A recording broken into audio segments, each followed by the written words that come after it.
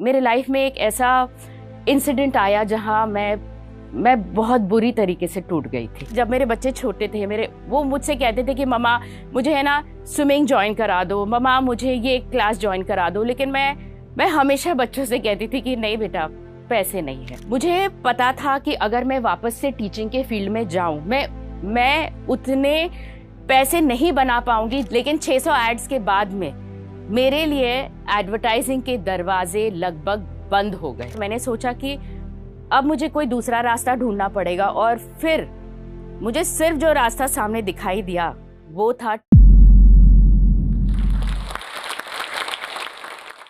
Hello everyone, आपने मुझे पिया अलबेला शो में सुप्रिया के किरदार में देखा होगा, इमली शो में अनु चतुर्वेदी के किरदार में देखा होगा, और कथा में कविता गरेवाल के किरदार में देखा होगा, और अब आप मुझे देख रहे होंगे कलर्स के शो कयामत से कयामत में राधा के किरदार में।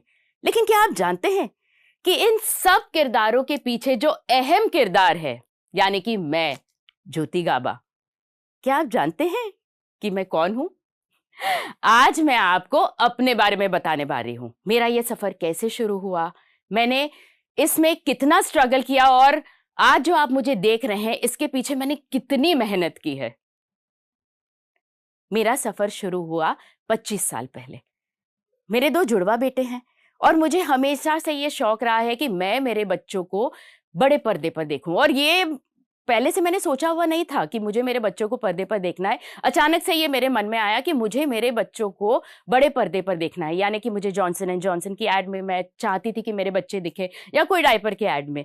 और क्योंकि मेरा कोई गॉडफादर नहीं था इस लाइन में, मैंने खुद से स्ट्रगल किया अपने जुड़वा बच्चों के साथ। तब मैं वापी में रहती थी बच्चों के साथ, और मैं वापी से बॉम्बे आती थी बच्चों को लेकर के, उनके ऑडिशंस के लिए, मीटिंग्स के लिए। इतना आसान नहीं था, लेकिन मैंने ठान लिया था कि मुझे मेरे बच्चों को देखना है इस फील्ड में, बड़े पर्दे पर। मुझे मेरे बच्चे कहीं ना कहीं मुझे वो अंदर से एक ख्वाहिश थी कि मैं बच्चों को देखना चाहती हूँ। लेकिन कहते हैं ना कि जहाँ किस्मत होती है वो आपको अपने आप ही वहीं पर खींची चले ले जाती है, और मेरे साथ भी ऐसा ही हुआ। बच्चे तो मेरे बिल्कुल भी इंटरेस्टेड नहीं थे इस लाइन में, और जब भी मैं बच्चों को ले जाती थी तो मुझे है ना कास्टिंग डायरेक्टर्स कहते थे कि मैम आप खुद से क्यों नहीं ट्राई करती हैं। और मेरा ये था कि मैंने तो कभी एक्टिंग की ही नहीं, और मुझे समझ में भी नहीं आता है कि मैं क्या करूं। मैं गई थी जूनियर हॉलिक्स के एड के ऑडिशन के लिए बच्चों को लेकर के। वहां पर मैंने संगीता घोष करके जो एक्ट्रेस थी, उस समय she was a main lead, किसी बड़े शो की बड़ी मेन लीड थी, और मैंने देखा था कि वो ऑडिशन कर रही है, और कास्टिंग डायरेक्टर ने मुझसे कहा कि मैम आपको भी ऑडिशन करना है। तो मैंने बोला यार मुझे, और मैं सामने उस एक्ट्रेस को देखती रही, और मुझे वो कहते ना, वो अंदर से वो हार्ट बीट फास्ट हो जाता है, तो मेरे साथ हार्ट बीट फास्ट हो गया था। तो मैंने कहा नहीं, मैं तो नहीं कर पाऊंगी। दे सेड नहीं नहीं मैम, आप कोशिश कीजिए, मेकअप रूम में जाइए, वहां पर कॉस्ट्यूम है, मेकअप दादा है, वो आपको रेडी करेंगे। मैंने बोला ठीक है। मैं गई, एंड मुझे बहुत डर लग रहा था अंदर से, लेकिन तो भी जाकर के मैंने जो 2-3 लाइंस मुझे दी गई थी कि ये लाइंस आपको बोलना है कैमरा के सामने, मैंने उस लाइंस को रट्टा मारा, बाय हार्ट किया, और मैं गई कैमरा के सामने, मैंने लाइंस बोल दी। उसके बाद मुझे कॉल आया कि मैम आप शॉर्टलिस्टेड है और आपको वापस से आना है ऑडिशन के लिए। मैं गई, लेकिन तभी मुझे बहुत डर लग रहा था। वहां पर ऑडिशन देने के बाद में, सेकेंड राउंड के बाद में मैं फाइनल हो गई, एंड इट वाज लाइक कि मैम आप सिलेक्ट हो गई हैं, और ये एड में मेन मॉडल आप रहेंगी, और आपके साथ एक छोटा बच्चा है। उस एड को बड़ी मुश्किल से, जब मैं सेट पे पहली बार गई, मैंने कैमरास फेस किए, मैंने देखा कि माय गॉड इतने सारे लोग खड़े हैं कैमरा के पीछे, जो कैमरा मैन है, उनके जो असिस्टेंट डायरेक्टर्स हैं वो सब खड़े हैं, स्पॉट दादा है, डायरेक्टर्स हैं, एडीज हैं, उन सबको देख करके मुझे बहुत डर लगा। मुझे लगा कि यार मैं सब मुझे देख रहे हैं, सबका फोकस मेरे ऊपर है। मैं ठीक से कर रही हूँ, मैं नहीं कर रही हूँ, मैं कैसे दिख रही हूँ, कहीं मैं फनी तो नहीं लग रही हूँ, कहीं मैं स्माइल तो प्रॉपर कर रही हूँ या नहीं, कहीं मैं ठीक से बात कर पा रही हूँ या नहीं। तो बहुत सारी चीजें, मतलब सवाल मेरे अंदर थे, और मैं परफॉर्म नहीं कर पाई। It was like that. अंदर से वो हार्ट बीट इतनी फास्ट हो रही थी, मैं डरी हुई थी अंदर से। लेकिन कहते हैं कि सबने मेरे साथ कोऑपरेट किया। किसी ने मुझसे ये नहीं कहा कि आप क्या कर रही है, ये क्या हो रहा है। और उस एक दिन का एड 2 दिन लगा शूट करने के लिए, सिर्फ मेरी वजह से, क्योंकि मैं परफॉर्म नहीं कर पाई थी। 6 महीने उसके बाद मैंने बहुत स्ट्रगल किया, यानी कि ऑडिशंस में मुझे कॉल आते थे, मैं हर ऑडिशन में दिखती थी, लेकिन मुझे कोई असाइनमेंट नहीं मिला।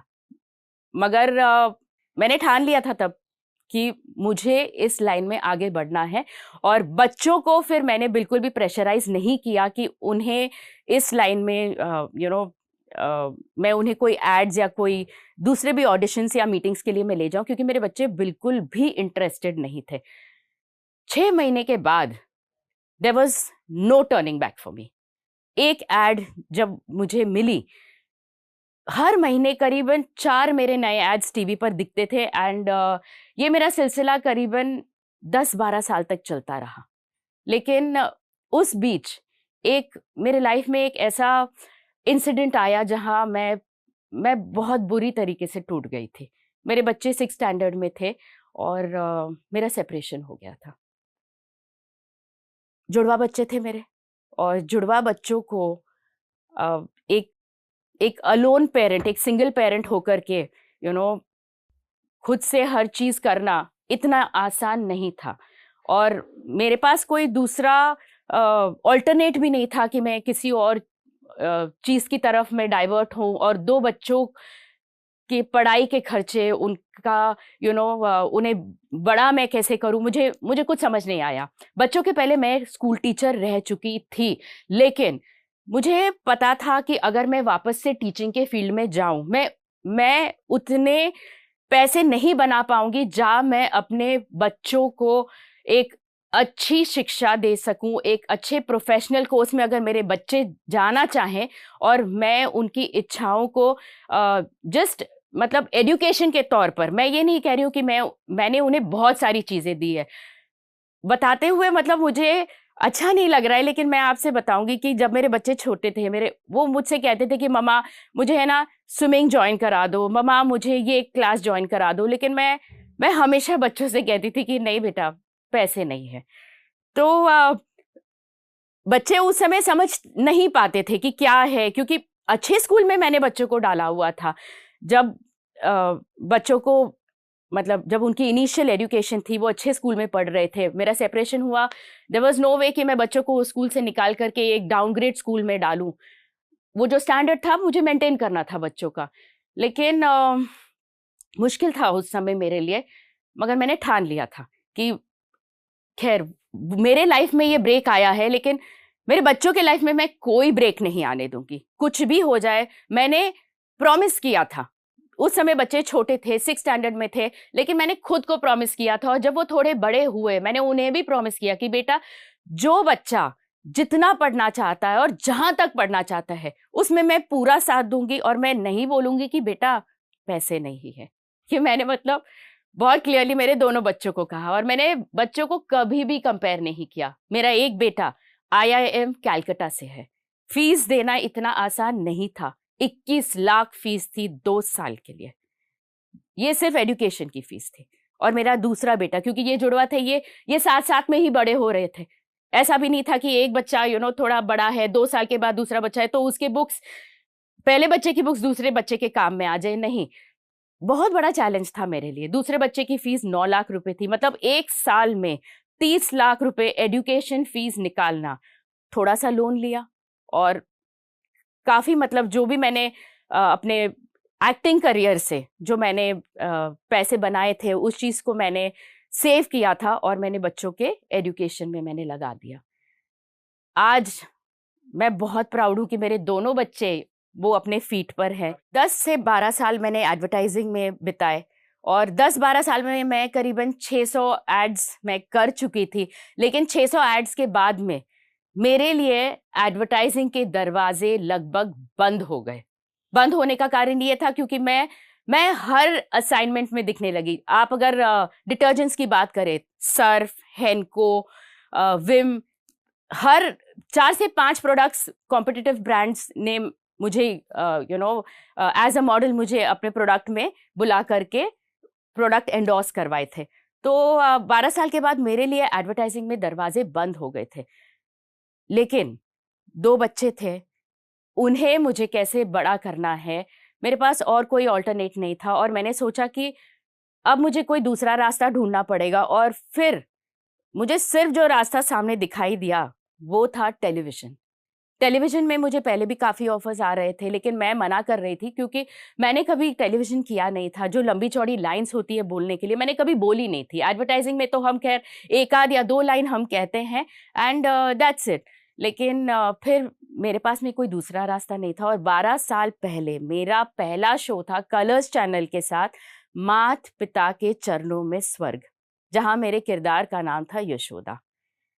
अब शुरू का जो मेरा दौर था 1 से 1.5 महीने का, वो तो बहुत बढ़िया तरीके से गया क्योंकि उसमें जो मेरा किरदार था दिखाया हुआ था कि मैं डरी हुई हूँ, सहमी हुई हूँ, तो ज़्यादा मुझे बोलना नहीं था। और अगर मैं बोल भी रही थी तो एक डरा हुआ सहमा हुआ इंसान जो होता है ना, वो अटक अटक के बोलता है, क्योंकि ऐसा होता है कि घबराहट में वो शब्द ही नहीं बाहर आते हैं।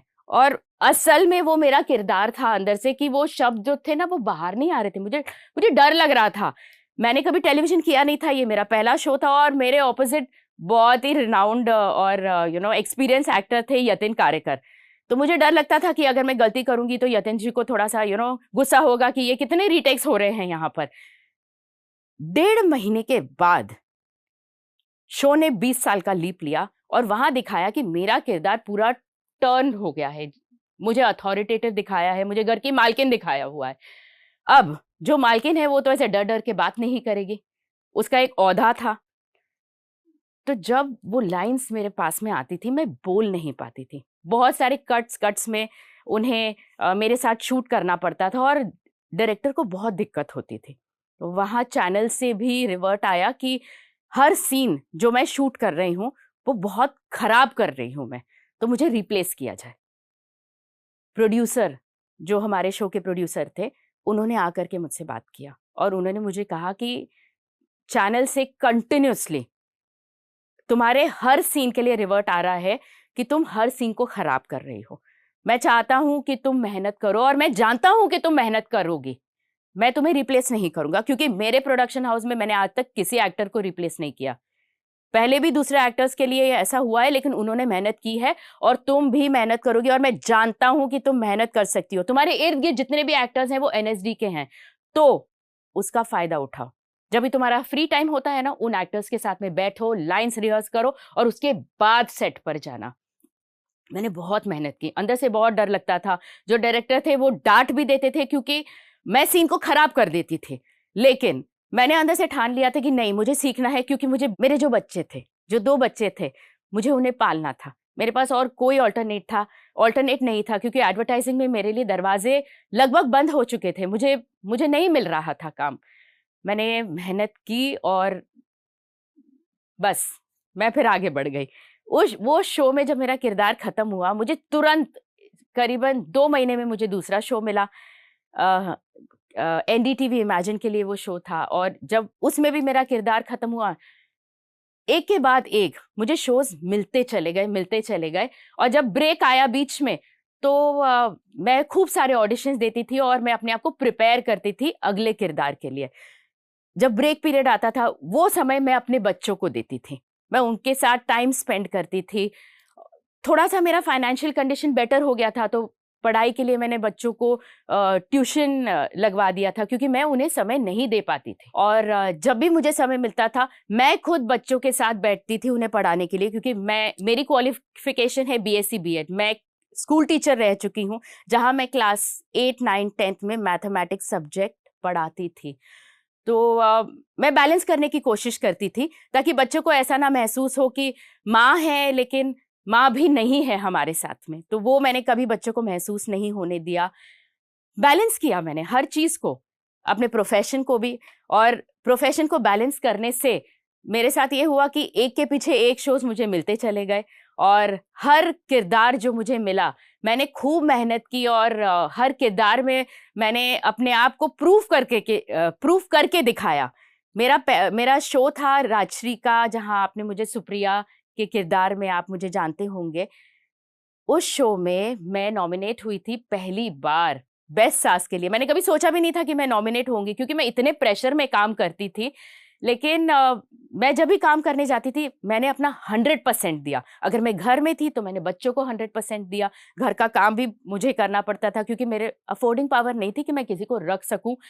काम कभी होता था, कभी नहीं होता था। काम कंटिन्यूअस नहीं रहता है एक्टर्स के लिए, तो हमें बैलेंस करना पड़ता है।